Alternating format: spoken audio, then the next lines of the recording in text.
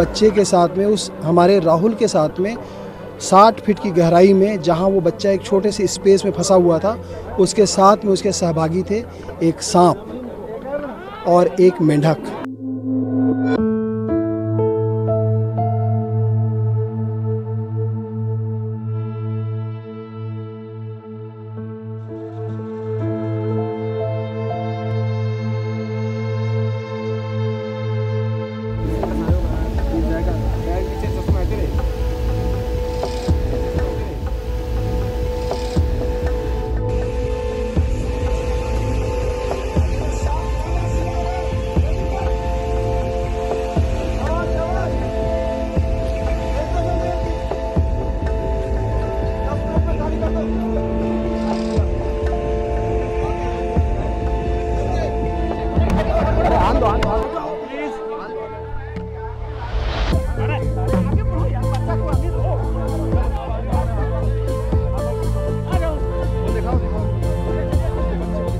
बच्चा स्टेबल है, सबने आपने देखा, अच्छे से हमने उसको हॉस्पिटल भेज दिया।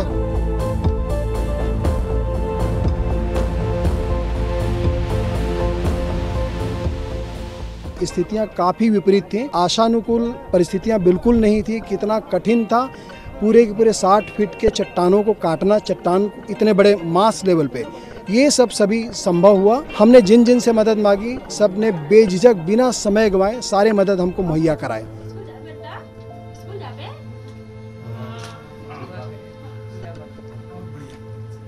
अच्छा, वो डर नहीं लगा?